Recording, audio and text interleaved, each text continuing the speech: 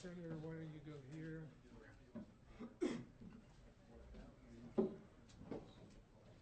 These guys are here in solidarity. Yeah, the treasurer. Why don't you go over here, treasurer?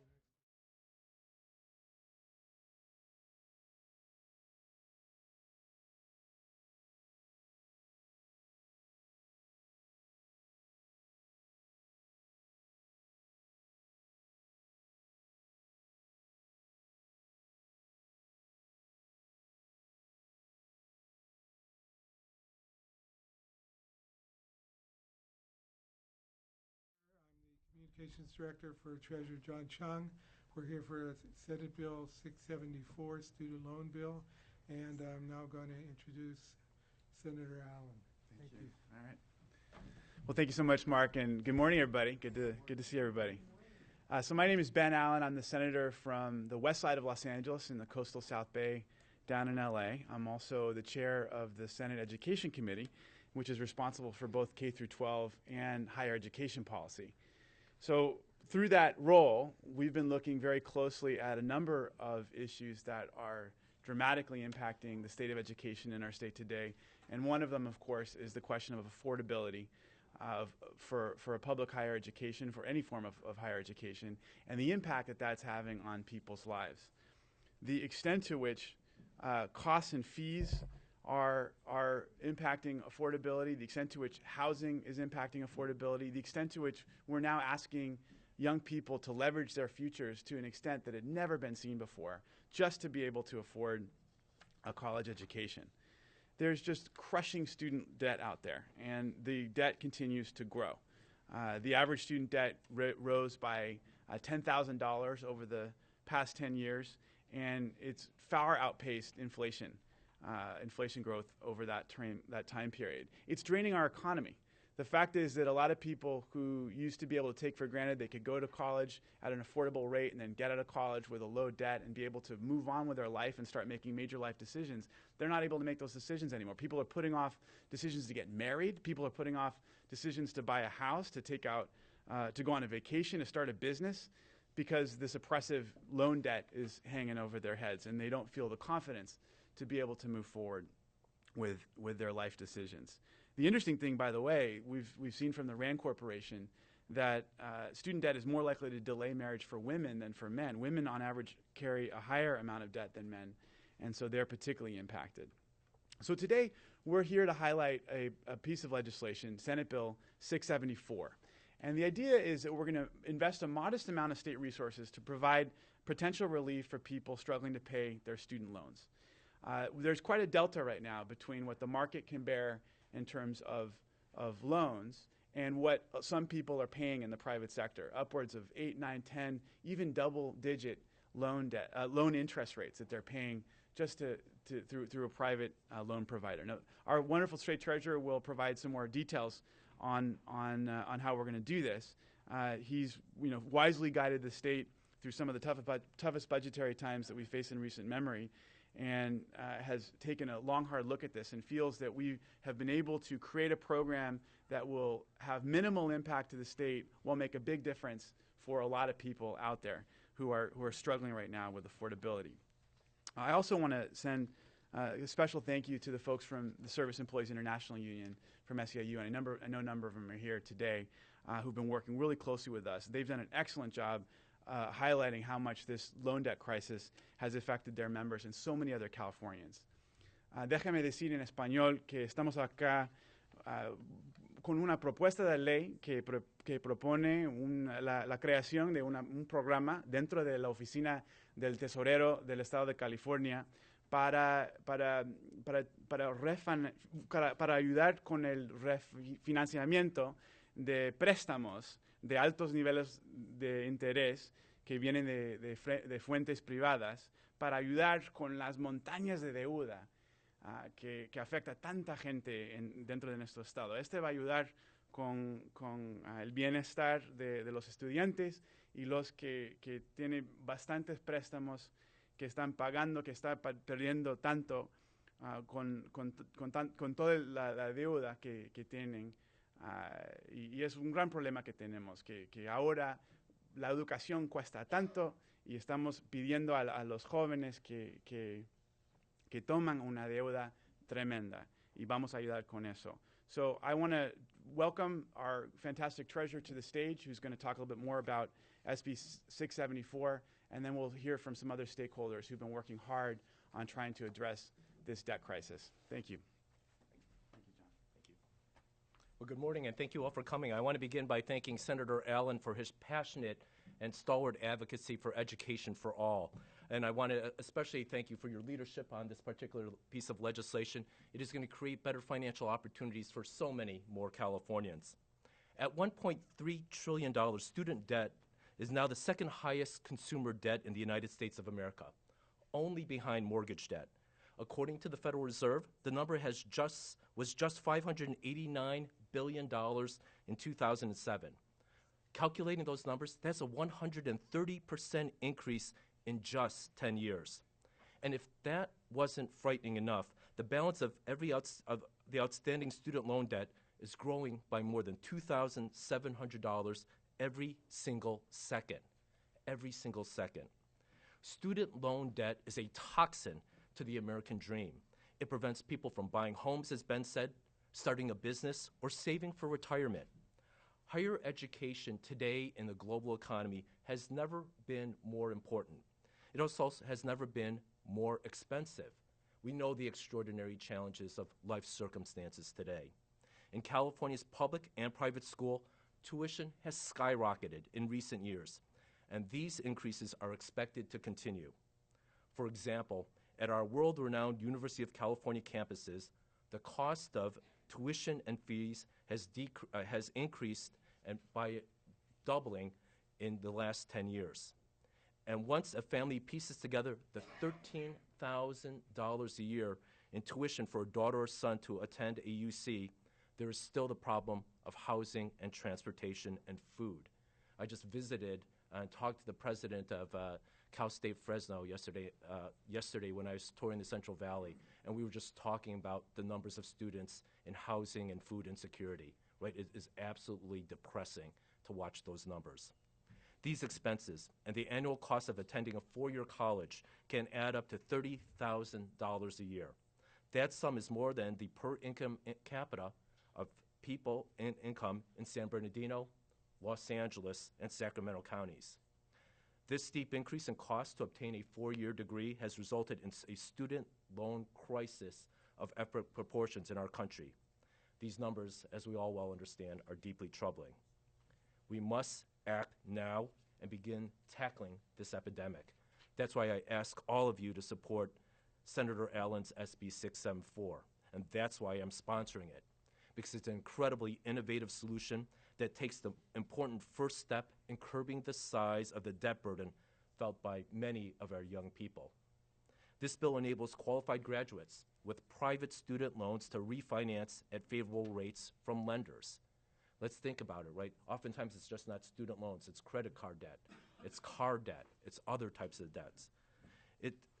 So to do this, we do it with a proposed $25 million loan loss protection fund. I know that gets a little technical.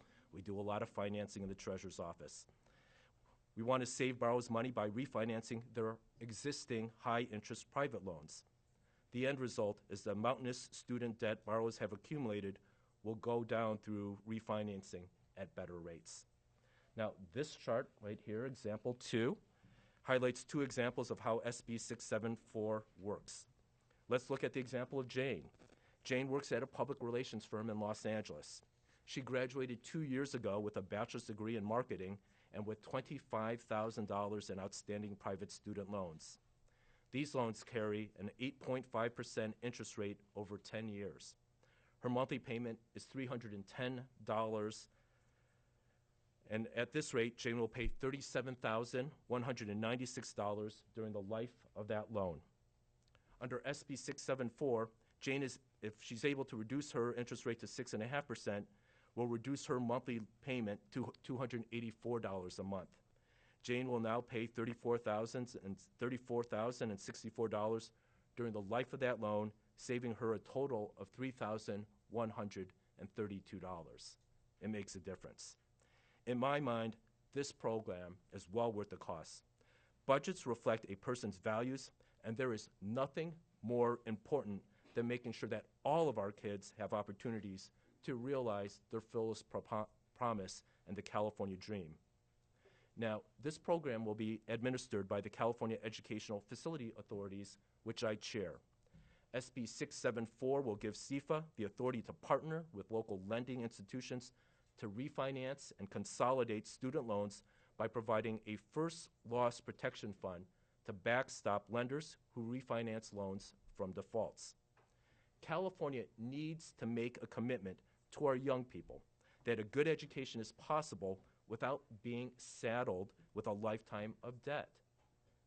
College graduation is supposed to be synonymous with opportunity and prosperity, not a detour in a modern day's debtor's prison. Refinancing will bring much needed relief to borrowers and leave them with extra money in their pockets each month to cover an unexpected emergency, down payment on a home, or begin building a nest egg for retirement. Let's all support SB 674, and again, Senator Allen, thank you for your extraordinary legislative efforts. Thank you so much. I appreciate it. Thank you, John.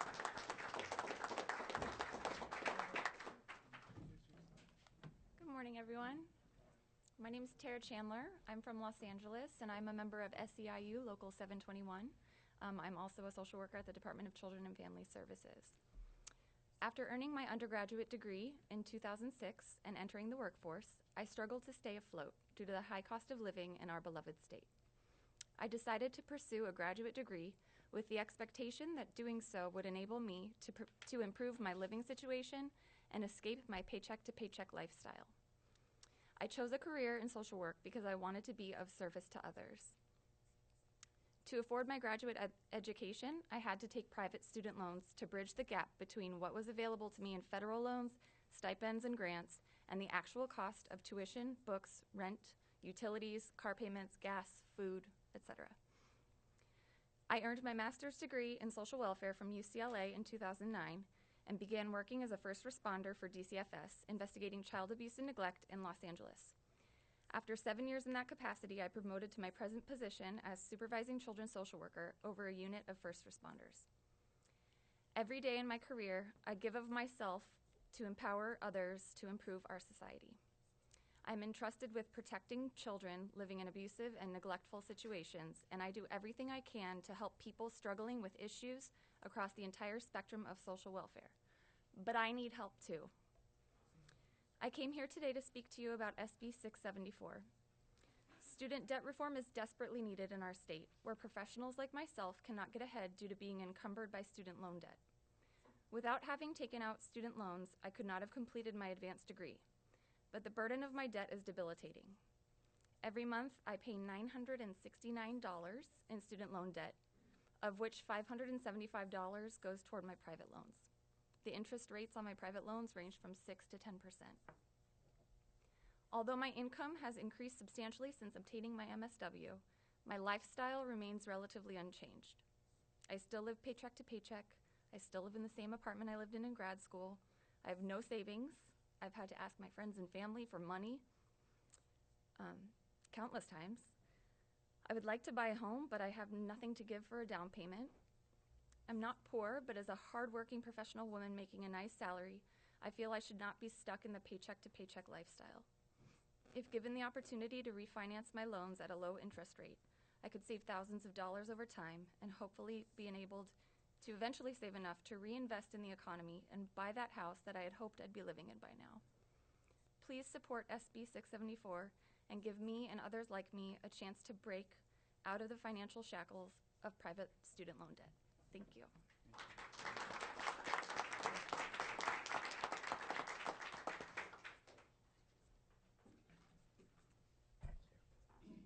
Hi. My name's Jennifer Egan. I'm a professor of philosophy and public affairs and administration at Cal State East Bay, and I'm president of the California Faculty Association. So when I was in graduate school, I made the choice of taking out student loans to get through. I wanted to be able to focus on my studies instead of dividing my attention between my studies and low-paid work, and I thought that that would increase my chances of finishing my degree. Luckily enough, that was true. I did finish my degree. I knew the risks I was taking, but I was in the situation of the same impossible choice that many students are under, to either I was really lucky to get a tenure-track job as an assistant professor at CSU Hayward at the time in 1999. At the time, I was finding myself looking for housing in the middle of the dot-com boom when computer scientists making a lot more than I did were renting sleeping spaces in people's closets. And I had to try to start paying back my student loans on my starting salary, which was less than $43,000 a year. Those were good times. It's a good thing that I like teaching philosophy a lot. Having a lower interest rate on those loans would have made a huge difference to me. So flash forward to last year. I have a student that I mentor at Cal State East Bay who let me know at the beginning of summer that his plan was to live in his car while he took his last summer classes. And I said, really, that's your plan? And he said, yes, because it's either that or take out loans, and I know what those loans mean. I talked to him about the legality of living in your car, the logistics of how his life would work, and the risk he was taking to his personal safety, and I let him know that I was worried about him, frankly. He had an old beater of a car. I hope the locks worked okay. But as he pointed out, it would be smarter for him to take out a loan to buy a new car than it would be to take out a student loan to finish school at a rate of 8% or higher. But I know this is exactly the tough choice that folks have to make. He was well informed about the risks of taking student loans, their true costs over the long run, and the burden that they would place on his future. He's a smart student. He was willing to take a short-term and slightly bizarre risk to avoid what so many students are facing, spending the better part of your adult life in debt. If he knew that he would have fair terms on his student loans, perhaps he wouldn't have taken such a personal risk. At public universities like the CSU, student loans have backfilled the public disinvestment from higher education. It has created a situation where private entities make money from a vacuum where government has abdicated its responsibility. It's deeply unfair.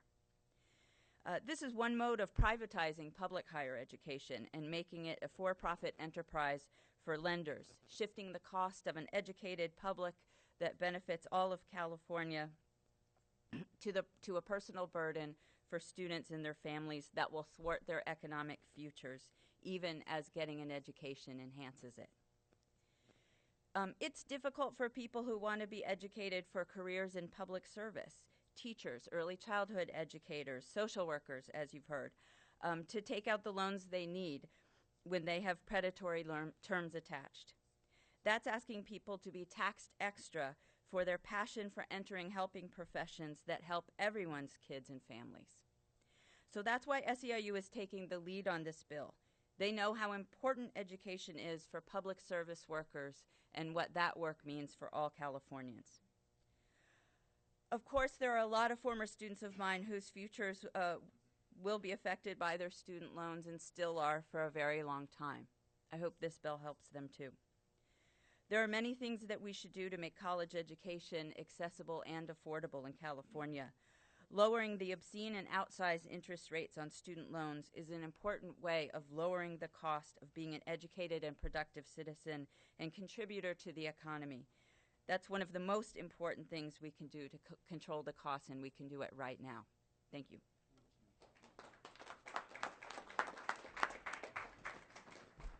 Good morning. My name is Tim Murphy, and I'm the board chairman for the Federation of California Builders Exchanges. I would just like to thank the senator for extending this bill to include those who go through apprenticeship programs. As you know, during the last recession, the construction industry lost tens of thousands of skilled tradespeople in the construction industries, a pipeline that we are desperately trying to fill. By allowing this bill to also encompass those who go through apprenticeship programs, this will help also relieve them of that debt. So, Senator, thank you very much. Thank you. I appreciate it. Yeah, there are too many of these stories out there in this state for us to not leave every stone unturned when it comes to finding solutions for people, when it comes to trying to make education a little bit more affordable. And there's a way we can reduce people's debt while not making a major impact on the state's budget.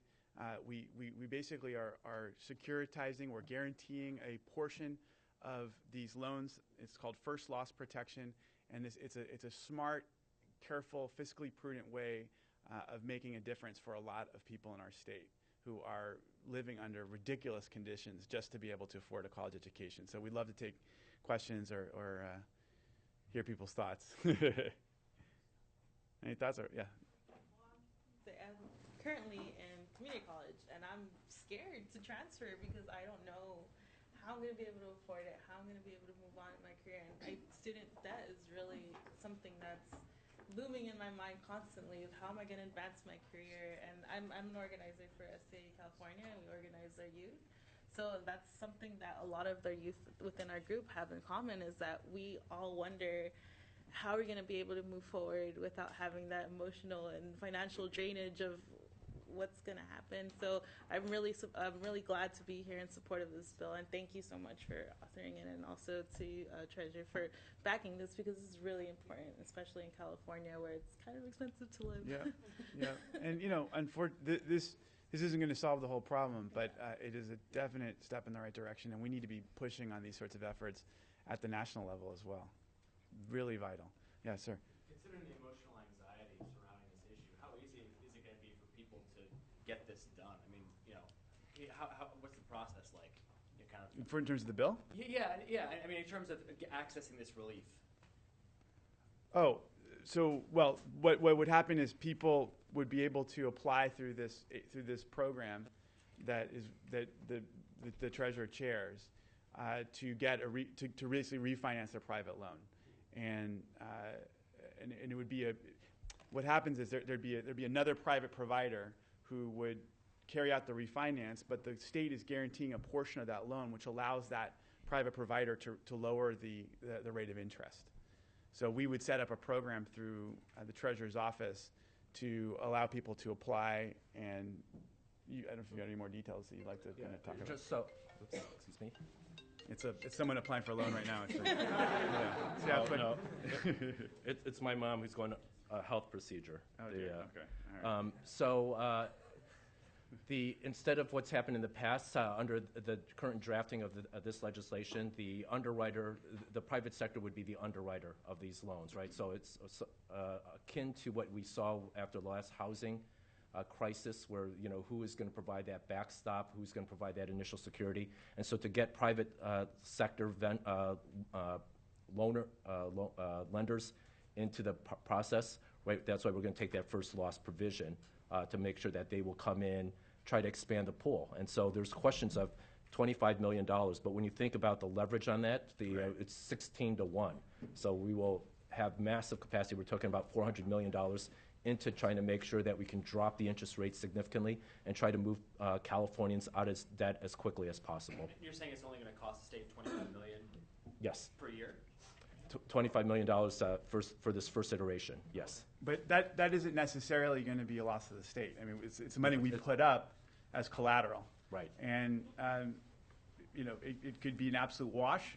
The state could even potentially gain a little bit of money, unlikely. We're not structuring it for that.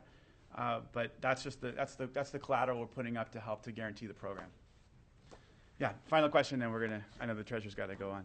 So, as a child care provider, a mom of 3, and a foreigner, I'm so excited to hear this because I think education is so important. We're competing with other countries now. Before, if you lived in Silicon Valley, you were an engineer, you would get a job in Silicon Valley. Now the borders have dropped. People from outside of the U.S. can apply to jobs here. I think it's so important for us to be able to allow everybody to have a chance to be educated. It's very close to my heart. I spent all of the money that we had to educate my 3 kids in their elementary years. I thought that was the right way. I told myself, okay, I'm going to pay for private school for all 3 of my kids because I want to set a solid foundation. As they get older, they're going to be able to get student loans by themselves.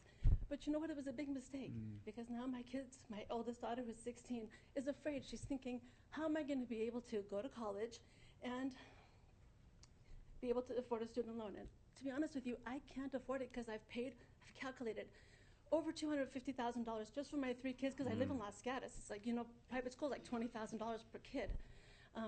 So I don't know how it's going to happen because I've spent all the money already on private schools, and I don't know how they're going to be able to afford college. So I'm so excited. I had to make sure I was here today. I'm so excited to see that this is a potential possibility. Yeah.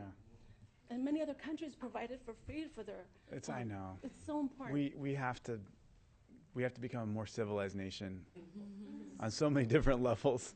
But this is one that we are so far behind our competitor nations in this area of college affordability, and there's been a retrograde action within this state over the past 50 years, when we were in a place in the past when we invested so heavily in our higher educational system, and we didn't ask previous generations to take on the kind of debts that we're asking younger people to take on, and it puts people like you in impossible situations. So this is a step in the right direction. We've got so much further to go. We really appreciate everyone's interest in this issue. Appreciate everyone coming. I appreciate all the different groups who've been involved, SEIU and the Treasurer's Office, CFA, and others. Let's get to work on this. Let's get this through, and let's keep our eyes on the prize with regards to affordability. Thank you, everybody. Thank you.